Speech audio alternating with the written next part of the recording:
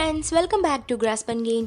இன்றைக்கி நம்ம வீடியோவில் என்ன பார்க்க போகிறோன்னா, எந்த வித கெமிக்கல்ஸும் இல்லாமல் வீட்டிலே எப்படி பியூரான தேங்காய் எண்ணெய் செய்யுதுன்னு தான் பார்க்க போகிறோம். இந்த ஹோம்மேட் கோகோனட் ஆயில் செய்யறதுக்கு தேவையான ஒரே பொருள் பார்த்தீங்கன்னா தேங்காய் மட்டும்தான். ஸோ நான் வந்து இப்போ 6 முடி தேங்காய் கிட்டே எடுத்து வச்சுருக்கேன். இதை நம்ம கஷ்டப்பட்டு திருவிட்டுலாம் இருக்க தேவையில்லை, ஏன்னா நம்ம இதுலேருந்து தேங்காய் பால் தான் எடுக்க போகிறோம். அதனால் இதை நம்ம கட் பண்ணி எடுத்துக்கலாம்.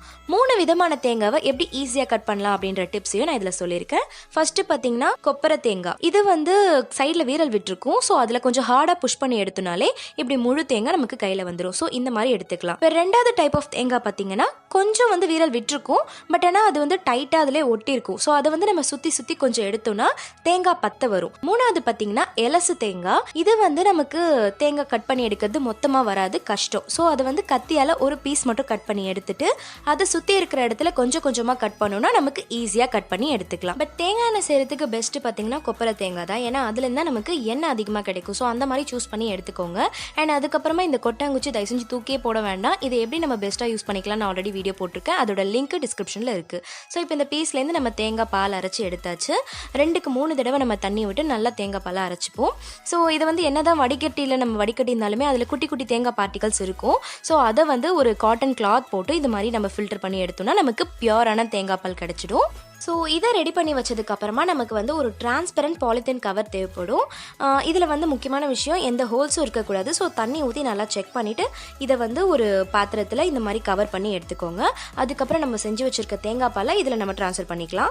யாராச்சும் ஹெல்ப்க்கு இருந்தால் அப்படியே கூட பண்ணிக்கலாம், பட் தனியாக பண்ணுறவங்களுக்கு இது வந்து பெஸ்ட் மெத்தட். ஸோ இது போல் ட்ரான்ஸ்ஃபர் பண்ணதுக்கப்புறமா இதை நம்ம ஈஸியாக வெளியில் எடுத்துடலாம்.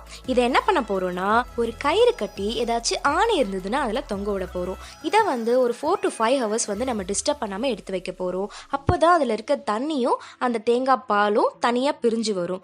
ஸோ இதை வந்து ஒரு ஸ்டேஜில் எப்படி இருந்தது அப்படின்றதுக்கான பிக்சர் வந்து நான் இதில் ஆட் பண்ணியிருக்கேன்.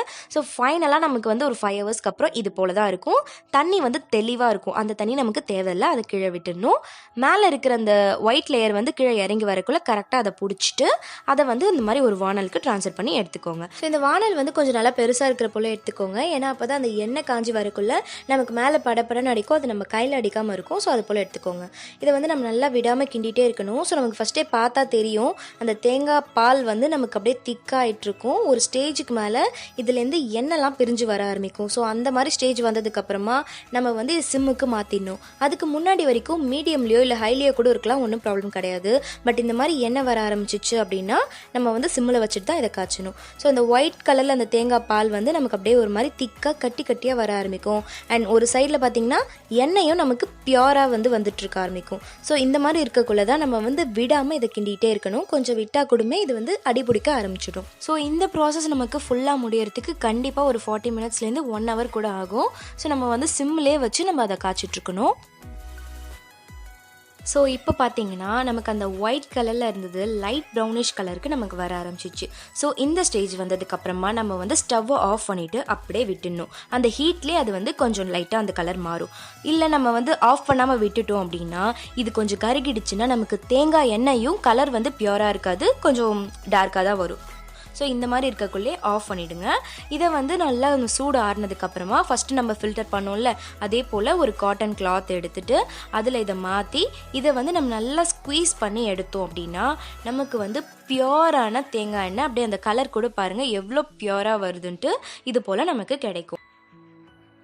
ஸோ இப்போ இந்த தேங்காய் எண்ணெயை நம்ம ஸ்குவீஸ் பண்ணி எடுத்ததுக்கப்புறமா அந்த வெள்ளை கலர் திப்பி இருக்குல்ல, அதை கூடமே எங்கள் வீட்டில் வேஸ்ட் பண்ணாமல் அது வந்து கொஞ்சம் புளிப்பு டேஸ்ட்டில் இருக்கும். அதை வந்து வெல்லம் இல்லைன்னா நாட்டு சக்கரை போட்டு அதை வந்து ஒரு டிஷ் மாதிரி கூட செஞ்சு சாப்பிடுவாங்க. அந்த ரெசிபியுமே நல்லாயிருக்கும், வேணும்னா அதையும் ட்ரை பண்ணி பாருங்கள். அண்ட் இப்போ வந்து இந்த ஆயிலை உங்கள் கண்ணு முன்னாடியே நான் வந்து ஒரு பாட்டிலுக்கு ட்ரான்ஸ்ஃபர் பண்ணுறேன். இது வந்து ஒரு 100 ml அளவு இருக்கிற பாட்டில். ஸோ பார்த்தீங்கன்னா இந்த பாட்டில் நமக்கு ஃபுல்லாகவே எண்ணெய் கிடைக்குது.